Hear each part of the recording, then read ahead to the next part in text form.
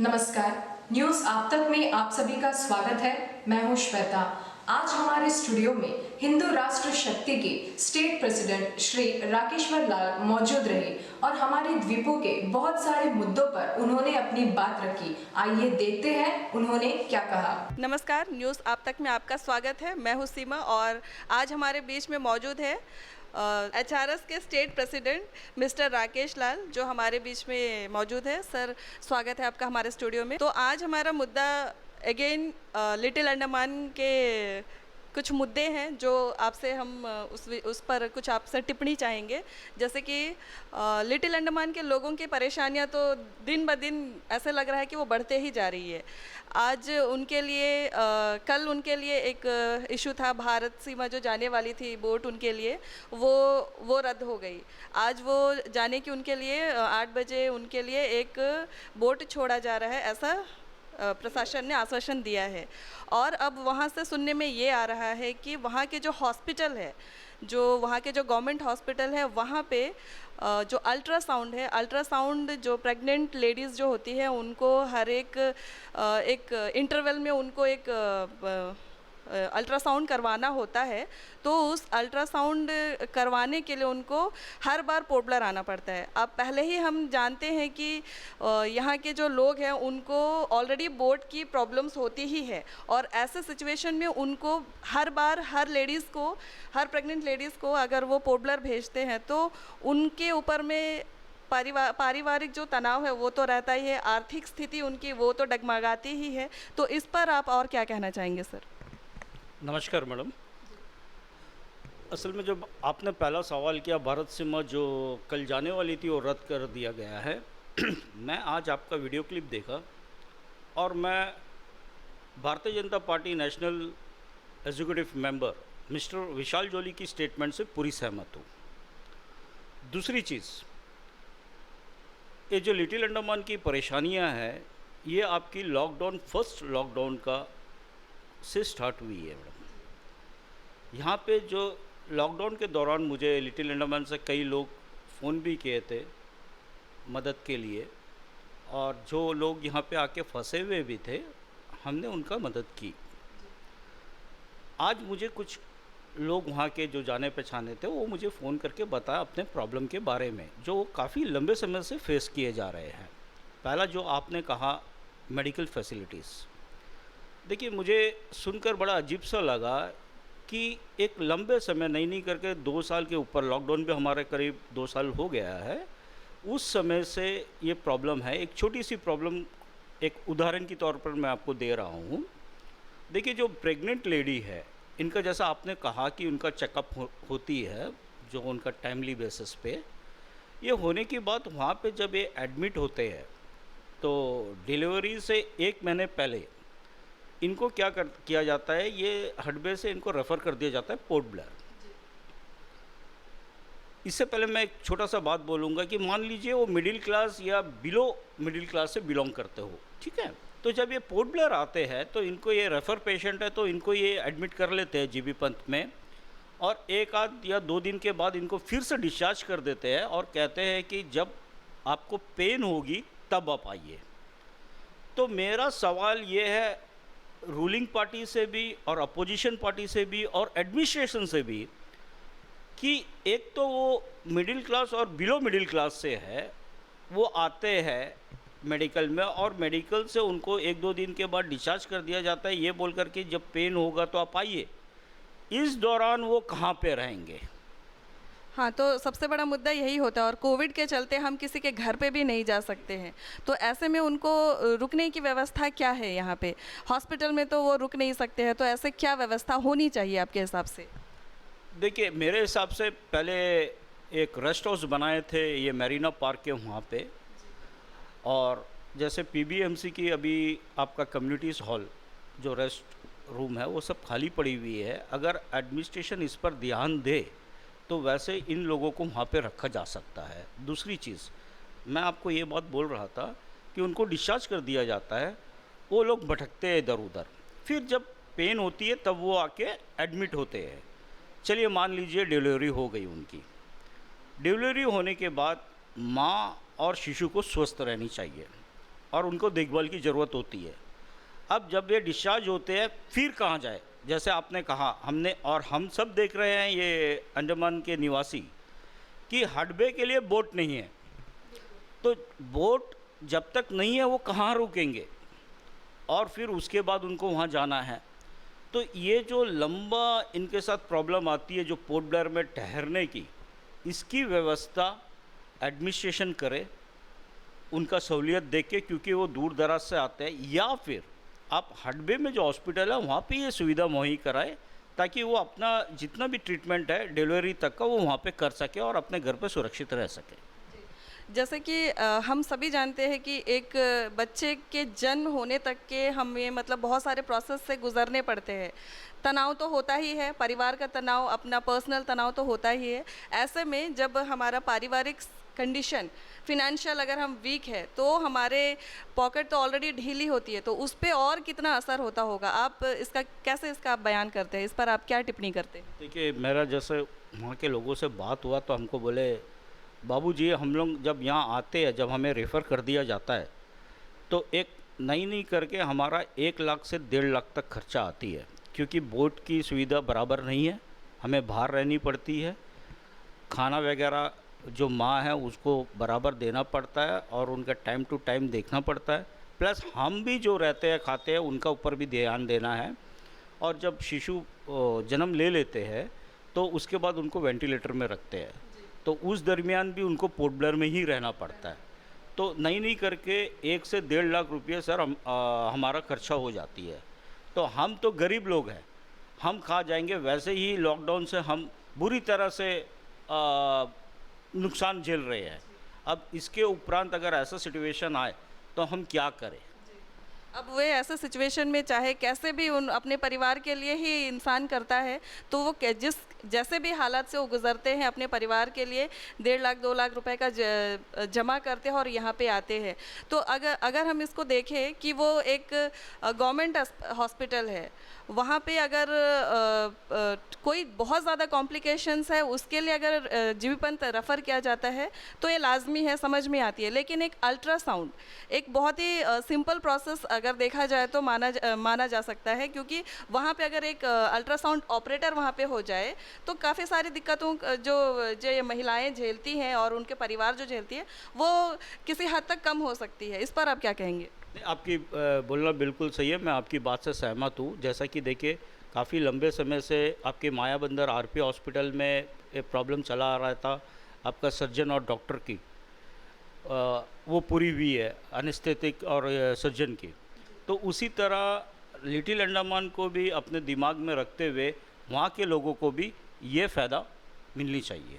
जी, तो हम पहले ही जानते हैं कि यहाँ के लोग बोर्ड की परेशानी से ऑलरेडी जूझ रहे होते हैं। फिर ऐसे सिचुएशन में जब एक गर्भवती महिला को यहाँ पे लेकर आते हैं तो उसमें जितनी सारी जो भी सावधानियाँ बरतनी होती है, कितने सारे खर्च होते हैं, तो हम एक जब वो 1-1.5 लाख रुपए यहाँ पे आके खर्च कर ही सकते हैं, तो इसको हम कैसे देखें कि अगर वहाँ पे वो एक गवर्नमेंट अस्पताल है, गवर्नमेंट हॉस्पिटल है, गवर्नमेंट को हर आम जनता हर कोई टैक्स पे करता है, हर कोई टैक्स पे करते हैं, किसी ना किसी माध्यम से पे करते हैं, तो उनको उनका अधिकार है कि वहाँ पे एक ultrasound operator and at a time doctor, मतलब एक छोटे हॉस्पिटल में जितने भी जो स्टाफ की ज़रूरत होती है वो वहाँ पे होने चाहिए। तो इस पर प्रशासन ने और बाकी जो मौजूदा सरकार है या फिर अपोजिशन है, उन्होंने इस पर कितना ध्यान दिया, इस पर आप क्या कहेंगे? देखिए, मेरे हिसाब से तो इस पर तो ध्यान किसी ने नहीं दिया, जहाँ तक मेरा नॉलेज है, क्योंकि मैं अक्सर देखता हूँ, रेडियो में भी न्यूज़ सुनता हूँ और पेपर भी मैं पढ़ता हूँ। अपोजिशन एंड रूलिंग हमेशा हडबे टू पोर्ट ब्लेयर बोट के ही बारे में लिखते हैं, ज़्यादा ध्यान दिए हैं, वहाँ के लोगों का बारे में नहीं दिए हैं। मैं आपको इसमें और एक बात बता दूँ, ये काफ़ी लंबे समय से और एक इशू है जो कि गैस सिलेंडर की, वहाँ पे गैस सिलेंडर भी बराबर नहीं मिल रही है। पिछले दिनों इसी मुद्दे पर हमने भी अपना न्यूज़ कवरेज किया था। जी बिल्कुल सही है। और इस गैस सिलेंडर के ऊपर मैंने देखा था पॉलिटिकल पार्टी को भी प्रतिक्रिया व्यक्त करते हुए, खैर वो समाप्त हो चुकी है, मगर सिलेंडर की प्रॉब्लम बराबर बनी हुई है। और मेडिकल इशू जो कि एक सब जिसको हम कह सकते हैं बिल्कुल मूलभूत ज़रूरत है हमारी। जी जी बिल्कुल सही। इसके ऊपर किसी ने ध्यान नहीं दिया है और मुझे बड़ा अफसोस और दुख से कहना पड़ रहा है और अफसोस भी हो रही है कि आप दोनों पॉलिटिकल के लीडर्स जो है पार्टी के, वो दोनों अभी जैसे इलेक्शन मूवमेंट है, इस वक्त भी हडबे के दौरे पे गए, इससे पहले भी कई दफ़ा गए, पर ये जेन्यून इशू जो लोग गुजरते हैं उस पर किसी ने भी ध्यान नहीं दिया। ये बड़ा अफसोसजनक है। तो जैसे कि हमारे द्वीपों में काफ़ी सारे ऐसे हैं जो स्टूडेंट्स हैं या फिर कैंडिडेट्स हैं जो ऑलरेडी टेक्नीशियंस के, जो ये टेक्नीशियन के फील्ड में आते हैं, तो ये कोर्स वो ऑलरेडी कर चुके होते हैं, तो भी ये सीट क्यों नहीं भरे जाते हैं? अगर और वैकेंसीज भी क्रिएट नहीं किए जाते हैं, तो इसी वजह से वहाँ पे जो मशीन तो अवेलेबल है पर उसके ऑपरेटर्स नहीं है, तो इस पर आप क्या कहेंगे? हम इसमें तो मैं यही कहूँगा कि इस पर एडमिनिस्ट्रेशन को ध्यान देना चाहिए और यदि कोई जगह एडमिनिस्ट्रेशन से चूक हो रही है तो जैसा हमारे संसद जी है कुलदीप राय शर्मा और हमारे बीजेपी के विशाल जी जो नेशनल एग्जीक्यूटिव मेंबर है, प्लस हमारा विष्णुपद राय जी जो एक्स मेंबर ऑफ पार्लियामेंट है, ये इस इशू के ऊपर ये इशू को रेस करे और एडमिनिस्ट्रेशन के समक्ष लेके जाए, क्योंकि देखिए लोग इन्हीं को जानते हैं और जब इलेक्शन के दौरान इन्हीं के पास लोग आते हैं और हमारे ये तीनों नेता जो भी है बीजेपी से और कांग्रेस से, इन्हीं के पास जाकर वोट पूछते हैं, तो उन्हीं की ही फ़र्ज़ बनता है कि लोगों का जितने भी आइलैंडर्स हैं हमारे, उनका ध्यान दे। जी, तो हम ये कई बार ये देख पा रहे हैं कि ये जो अल्ट्रासाउंड की मशीन ये भी मतलब काफ़ी मेहनत और क्या बोलेंगे लोगों के मांग के ऊपर में ये अल्ट्रासाउंड की मशीन जैसे हडबे, डिगलीपुर यहाँ पे है और हर जगह पे ऑपरेटर्स की कमी है। तो ये ऑपरेटर्स की कमी को कैसे मतलब प्रशासन इस पर कितना जल्दी इसको हटा सकती है अगर वो चाहे तो? देखिए ये तो आप इमिडिएटली भी कर सकते हैं, इसमें कोई ज़्यादा समय नहीं लगेगा। मैं आपको थोड़ा सा बैक में लेके जाता हूँ पीछे तरफ। आपका जो अंडमान कॉलेज जो मेडिकल कॉलेज बनी है एम्स, ये एमएचए के दायरे में आ रही है। एमएचए के दायरे ये बोल रहा है, मैं आपको जीबी पंत का स्पेसिफिकली बता रहा हूँ, 6 बेड पर 1 डॉक्टर, 1 नर्स, 1 अटेंडर होनी चाहिए। एमएचए का गाइडलाइन ये कहता है। पर यहाँ तो पूरे हॉस्पिटल में ही डॉक्टर्स नहीं होते। अब सुनिए, हमारा जीबी पंत में नियर अबाउट 400 बेड्स है, तो आप उसके हिसाब से अनुमान लगा दीजिए कि कितने डॉक्टर्स, नर्सेस और अटेंडर की कमी है। तो ये वैकेंसीज मेरे ख्याल से लगभग एक 7,000 से 10,000 के लगभग आ जाएगी ये वैकेंसीज, अगर आप कैलकुलेट करें तो, और जैसे इंटर आइलैंड को भी मिला ले आप, तो ये वैकेंसीज को आप फटाफट फिल कर सकते हो। अभी मैं लास्ट मंथ की मैं बात कर रहा हूँ, ये लास्ट मंथ मैं गया था, अभी ये हुआ है कि नहीं हुआ मुझे ठीक से जानकारी नहीं है। जब मैं लास्ट मंथ जनवरी में गया था, आप यकीन नहीं करोगे, जीबी पंत में डायरेक्टर नहीं है।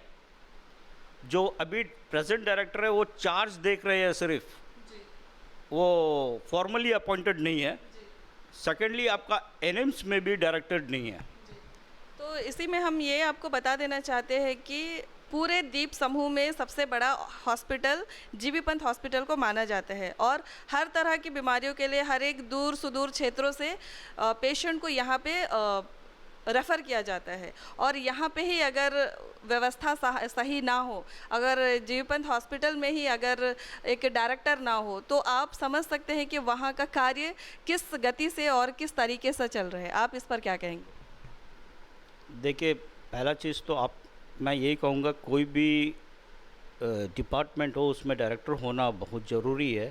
कहने का मतलब मेरा ये, आपने देखा होगा और कई लोगों से सुना भी होगा, पिछले कुछ महीना और पिछले साल में सिरिंज, दवाइयाँ ये सब उपलब्ध नहीं थी जीबी पंत में, जो कि अटेंडर्स को ख़रीद के लेके आना पड़ता था।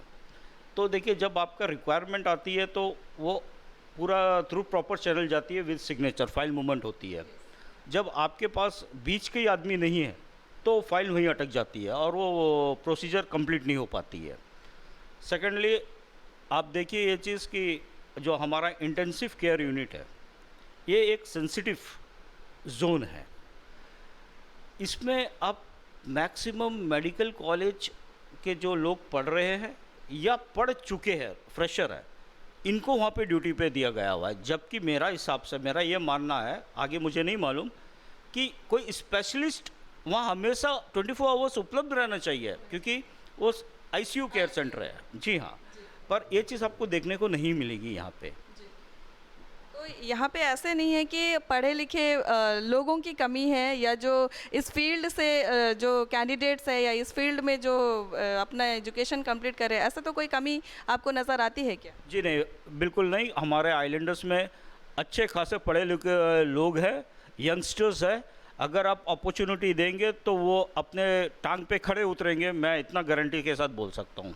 तो इतने सारे वैकेंसीज हैं हर डिपार्टमेंट में, और अभी हम जब बात कर रहे हैं स्वास्थ्य की, तो इसमें और हमारे जो प्रधानमंत्री जी हैं वो भी स्वास्थ्य के ऊपर में बहुत ज़्यादा जोर देते हैं। और ऐसे हालत में अगर हम अपने द्वीपों में देखें कि हर हॉस्पिटल में कहीं ना कहीं बहुत सारी कमियां हैं, तो उसको आप उस पर आप क्या कहेंगे? कि जैसे कि वैकेंसीज, डॉक्टर्स की कमी, और जितने भी मतलब उसमें स्टेप बाय स्टेप जितने नीचे दर्जे से लेकर ऊपर दर्जे तक के जितने भी पोस्ट होते हैं वो वैकेंट पड़े हैं। और आप भी इस बात से एग्री कर रहे हैं कि यहाँ पे एजुकेटेड पीपल्स भी है, पर्टिकुलर कंसर्न दैट डिपार्टमेंट से भी, देन ऑल्सो हम इतने सारे वैकेंसीज और इतने सारे जो द्वीप समूह के लोग हैं वो फेस कर रहे हैं। तो इस पर आप क्या कहेंगे? देखिए, पहला चीज़ तो यही है कि मैं एडमिनिस्ट्रेशन से रिक्वेस्ट करूंगा कि वैकेंसी को जल्द से जल्द फुलफ़िल करें। दूसरी चीज़ मैं पॉलिटिकल पार्टी को भी बोलूँगा कि आप ये चीज़ को रेस करिए। मैं बीजेपी से रिक्वेस्ट करूँगा कि आप अपना हेल्थ मिनिस्टर से बात करें इस पर, होम मिनिस्टर से बात करिए। और ये जितने भी यंगस्टर्स हैं जो पढ़े लिखे हैं, वो पढ़ तो लिए हैं, सब कुछ कर लिए, मगर वो अपना घर बैठ के अपना जो जितने पढ़े लिखे, जितना भी उनको याद है या जितना भी नॉलेज है, वो बैठ के वेस्ट कर रहे हैं अननेसेसरी। तो इसको फुलफ़िल करें, क्योंकि आप देखिए जैसा मिडिल क्लास और हम नीचे क्लास की बात करते हैं, लोअर क्लास का, आजकल क्या हुआ भी, सबका मूवमेंट प्राइवेट हॉस्पिटल की तरफ है। इवन पढ़े लिखे लोग भी प्राइवेट के तरफ जॉब ढूंढ रहे हैं, जबकि हमारे पास वैकेंसीज़ खाली पड़ी हुई है, सरकारी में, गवर्नमेंट में वैकेंसीज़ खाली पड़ी हुई है। आप उसको कंप्लीट करिए, फुलफ़िल करिए, उनको नौकरी दीजिए। इससे क्या है, आपका अनएम्प्लॉयमेंट स्टेप बाय स्टेप कम होते जाएगा। जी हाँ, कि जैसे हमने हर एक मुद्दे को, हर एक जो आज के जो मुद्दे हैं उस पे हमने ऑलमोस्ट सारे पॉइंट्स को हमने टच किए हैं।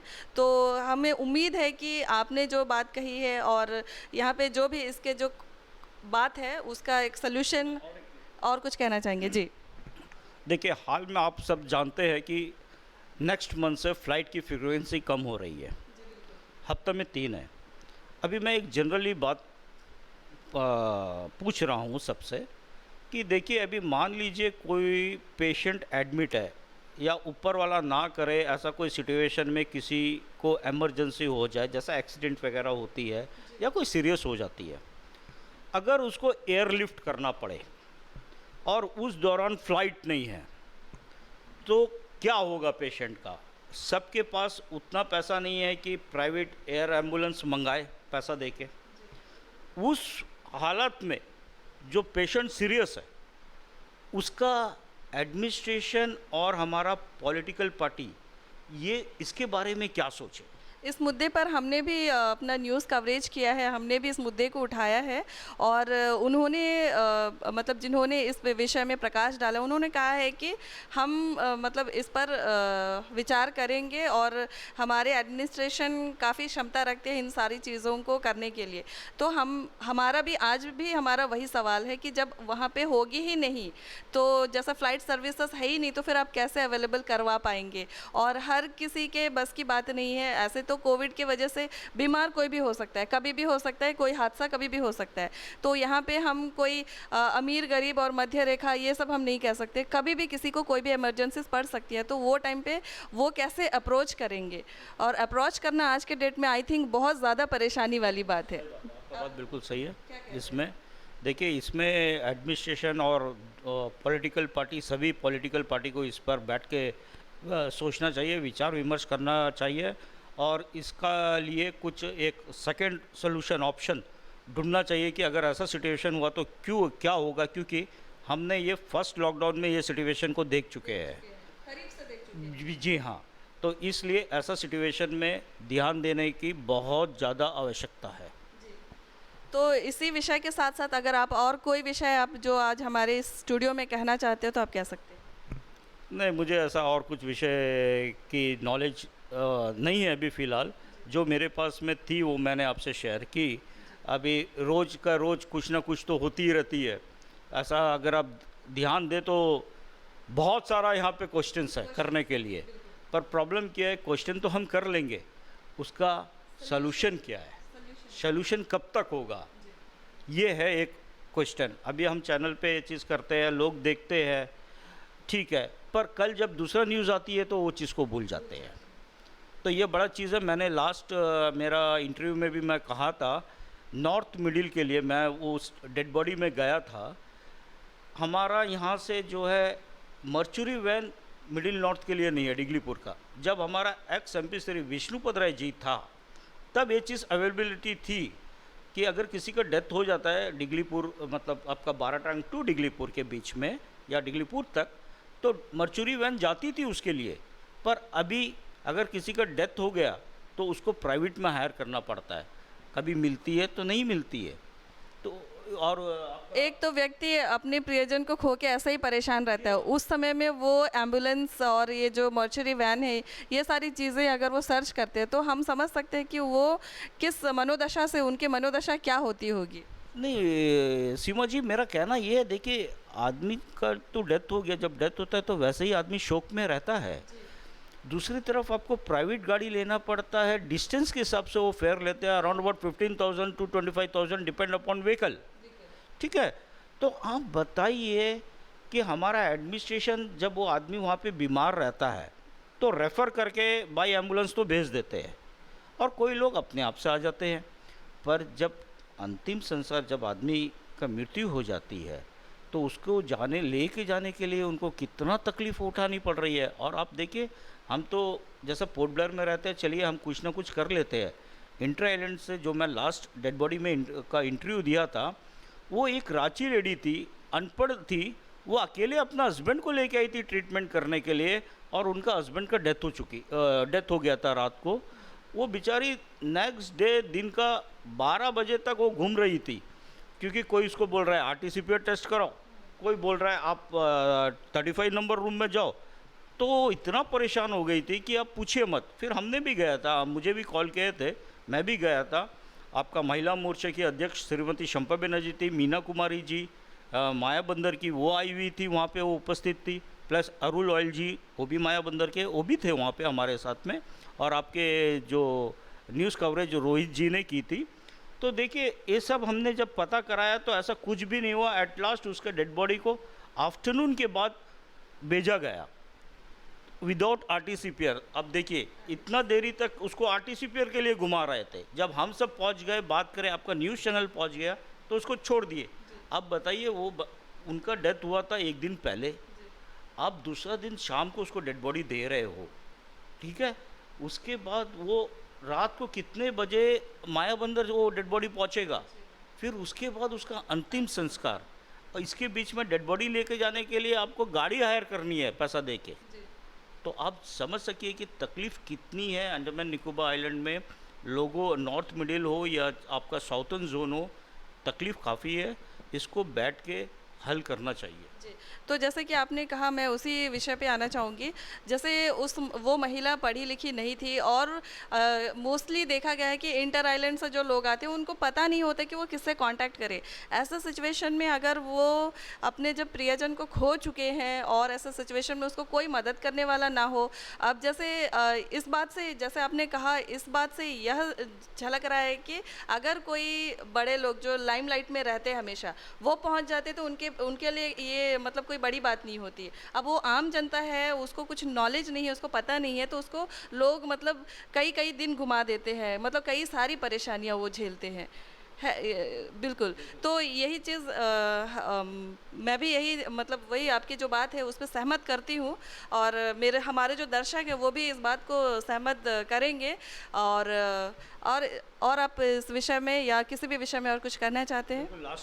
मेरा लास्ट है, मैं अंडमान निकोबार एडमिनिस्ट्रेशन से रिक्वेस्ट करूँगा पर्सनली, और हाथ जोड़ के विनती करता हूँ कि जैसा दूर दराज हमारे इंटर आइलैंड है, साउथर्न ग्रुप हो और ये नॉर्थ मिडिल हो, जो जैसा आपका मर्चूरी की समस्या है, मेडिकल फैसिलिटीज़ है, अनएम्प्लॉयमेंट की जो समस्या है, जितने से जितने जल्द हो आप इसे प्लीज़ दूर करिए। मेरा ये रिक्वेस्ट है आप लोगों से। धन्यवाद। तो जैसे कि राकेश सर ने जिस तरह से बताया, जैसे हडबे के लोग काफ़ी परेशान हैं। डिगलीपुर में आज ही एक इशू फिर से आया था गर्भवती महिलाओं के लिए अल्ट्रासाउंड का ही प्रॉब्लम। तो और काफ़ी सारे ऐसे जो मुद्दे सर ने अभी उठाए हैं, इन मुद्दों पर हमें पूर्ण उम्मीद है कि हमारा प्रशासन और जो हमारे जो सरकार है, मौजूदा सरकार और यहाँ के एडमिनिस्ट्रेशन इस पर ज़रूर कार्य करने की कोशिश करेंगे। तो इसी के साथ सर आप हमारे स्टूडियो में आए, आपका बहुत बहुत धन्यवाद। अंडमान से जुड़ी सभी छोटी बड़ी खबरें देखने के लिए हमारे अपने न्यूज आज तक यूट्यूब चैनल को सब्सक्राइब करें और बेल आइकॉन प्रेस करना ना भूलें। हमारा अपना न्यूज आज तक, अब सच देखेगा अंडमान।